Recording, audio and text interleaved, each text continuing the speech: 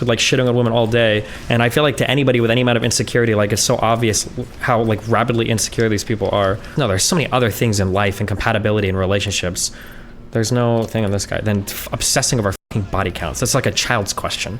That's like asking like, what's your favorite Play-Doh or Lego set? It's fucking retarded. I can't imagine ever like trying to figure out compatibility with a woman based on fucking body count. Unless you were like maybe like an ultra conservative or like a religious conservative, a real conservative, not somebody who fucking LARPs as one on YouTube channels. Would you date somebody with a 0 body count? Probably not, but it's not going to be because they have a 0 body count. It's probably going to be because we're not aligning on a whole bunch of other values. Much the same if there was a girl with a body count of like 1,000, probably also wouldn't date her. But it's not because we don't, it's not because she has 1,000 body count. It's probably just because the way that she lives her life is probably way, way, way different than the way that I live my life, probably. 0 body count, that's quite rare. It's not really that rare. You just don't know where any of these girls are because you obsess over Instagram sluts. And all the red pill content creators you watch also obsess over Instagram sluts. You think that virgins don't exist. There's plenty of them in high school. There's a ton of them in college. They're out there, but you're never gonna find any of them because you don't hang out in any space where they would be caught fucking dead. It's not in fucking red pill spaces. There are studies that people with more partners get divorced more often though, right? Yeah, there are some. You know who gets divorced the most? I think it's people that start with 0 and 1 or something, and then it's like the least is like 2 or whatever. But like those percentages aren't even that far off. You can just Google like IFS. People always quote the same fucking website, that International Family Studies or something, whatever. People don't want girls with high body count because it shows a lot about their lifestyle. You literally just said since same, no matter how hard you call about it. You can call it whatever you want, my dude. Whatever you want. Like the reality is that if like chances are, if you're the type of guy that's watching red pill content and you're obsessed with a woman's body count, you're probably an incredibly low value person yourself. People that have done things in life, people that have achieved things in life aren't like dramatically clinging on to other like false idols in spaces looking for guidance. Like by definition, you are a lost bastard child of the world. That's why you're watching that content. Like that is the target audience of red pill shit. Do I say anything to everybody who disagrees on this red pill? No, what I know to be true, my feelings on this haven't changed for probably 15, 16, 17 years. I doubt they ever will. What I know to be true is that people that are generally hardcore judgmental of other people's lifestyles or hardcore judgmental of like what other people do in their personal lives, more often than not have a ton of personal problems their own.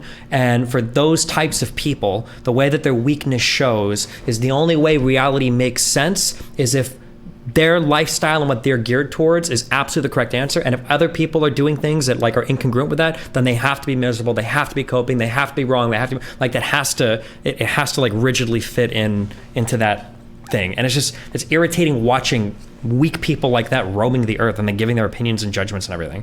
It's just annoying. And then watching like the followers that they pick up doing it, because I think to anybody else it's just sad. But listen, hey, you know, politics are right. It's coming soon.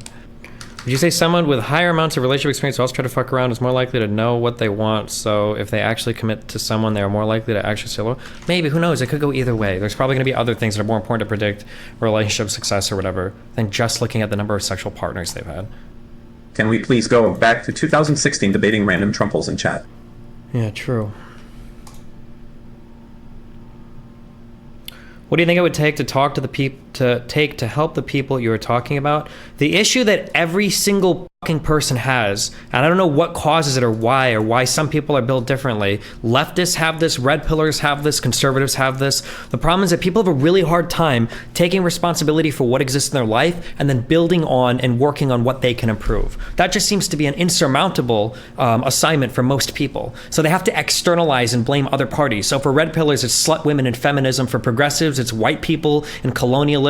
For conservatives, it's the deep state and Jews, depending on how far right you go. Nobody can just ever be like, hey, some things in life suck. This is what I have. This is what I can work on, and let's go from there. Everybody needs some big bad fucking enemy or some huge bad guy or some unethical, immoral invader to fucking fight against. It is such an aggravating and irritating way to watch people progress through the world. What is it for you? I don't have a big bad guy. I have shit that I'm trying to do in my life. I've got shit that I'm trying to improve on myself. I've got stuff like, I've always just been a kind of person who's like, what do I need to do to succeed on my own? The idea of like wasting so much time externalizing all of your problems on other enemies or things is such a loser fucking mindset. I can't imagine like how many areas in my life I would have failed in or been such a loser in if I would have walked through life with that mindset. I'm so happy I didn't get fed that bullshit growing up. I'm probably really lucky, I guess, that I had a fucking conservative upbringing or some shit, or I would have spent my whole time through college crying about being poor, or not having my mom and dad to support me, or having to work, or blah blah blah. Like, or maybe it would have the best would have been just grow up really rich, but yeah, Jesus Christ, I can't imagine like being content with having such a loser fucking mindset, or how much of a loser you must feel in real life. Like, if you're a guy and you walk through life blaming women with high body counts and songs by Nicki Minaj and feminism and all that shit for why you don't have a girlfriend, like, it must be so disempowering and so hopeless feeling. Like, legitimately, let's feel fucking horrible to know that that no matter what you do, it's all going to be out of your control anyway, because there's going to be a song that tells women to twerk instead of be submissive or some shit. When I talk to ultra-normie friends with GFs, they do care about body counts, but it could be the area I live. They don't blame them, but they just think of them as sluts. Sure, and you could be, but generally, you're not generally just looking at body counts. It's usually the behavior that goes along with it. Body counts is really reductive. But women care about guys with high body counts, kind of, but it doesn't come in the form of body counts. Body counts is like a Play-Doh question, like, what's your favorite crayon? It's usually other behaviors you're looking for. So, like, people say, like, oh, women don't care about guys with body counts. Women absolutely care about boys, and they will try to stay away from you if they think that you're playing them. If a woman is looking for a guy to start a relationship and she thinks you're just looking to ditch, she's not going to want to fuck with you. Like, that's the case. And then same thing with a guy and a girl. If a guy finds a girl and she like checks all of his boxes and she's doing everything for him that he wants and she's got a high body count, that guy's not going to give a fuck. Like, you guys are fucking delusional, especially like those of you out there that are virgins thinking like, oh, if I found like the perfect girl for me and I found out that she fucked 12 guys in college, I'd turn it on. No, you wouldn't. Or if you would, at the end of the day, it would just be on some like really weird like self-esteem shit where you're just like, oh, I can't help but think of her with some other guy, or oh, blah blah blah. It's gonna be some shit that you're mind fucking yourself to. And maybe if you're 95 IQ, you're a bit smarter than the average red pillar, you'll find some bullshit way to like externalize this onto some ideology, try to make it make sense. But at the end of the day, it's just gonna be self-sabotage. The reason I liked how Destiny originally approached the Red Pill stuff was because he was willing to admit that some of the things they preached were probably helping them. It's sad to me that there are probably Tate or FNF fans whose lives are better than they've been before writing Destiny off because he doesn't account at all for the improvements they've seen anymore. I don't give them credit for that. People talk about how these people are such amazing self-improvers. No, they're not.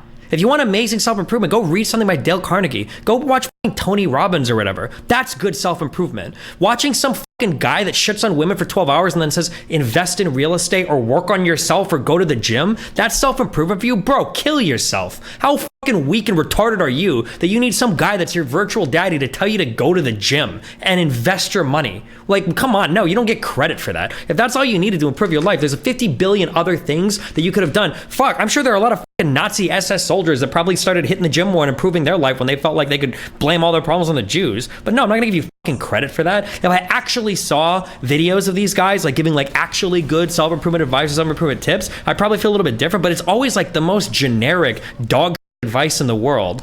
Like, wow, go to the gym and be a strong man. Oh my God, that's amazing advice, bro. Well, at least, like, God, oh God, it's actually so cringe. My asshole clenches when I hear that. It's like a copy-pasted research. I'm like, well, yeah, people in these spaces, they do have a lot of problems, but at least they help men help themselves with the most generic copy-pasted fortune cookie advice ever. Get the fuck out of here. Oh my God. This guy taught you about drop shipping and Rolexes. This guy taught you to go to the gym and eat less. This guy said don't get fat and invest in real estate. Like, wow, bro. And then they spent the other 15 hours talking about how feminism is evil. Oh my God. Give me the bro, I'm sure there are multi-level marketing companies that have improved people's lives. I'm sure some people have finished selling Cutco knives and they've come out with better work discipline. I'm sure there are people that have done Amway and Mary Kay that have come out with better sales techniques. But by and large, the ideology is fucking trash. Just because on accident along the way it managed to help a few fucking retards that couldn't open literally any self-help book in the world and become like marginally better off, doesn't mean I'm gonna give that movement credit for it.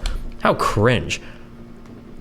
Everybody wants to feel like they're some fucking part of some stupid fucking holy war. That's why these Muslims in the Middle East, are not in the Middle East, in Europe, that went to join ISIS because they felt like Europe wasn't their homeland and they didn't have a good place and they needed some ideological calling or whatever. So they go join ISIS and go murder Kurds in Iraq or some shit because they feel like they're part of some greater calling. It's all the same shit. It's all the same recruitment strategies, just copy pasted with a few different nouns and adjectives changed around.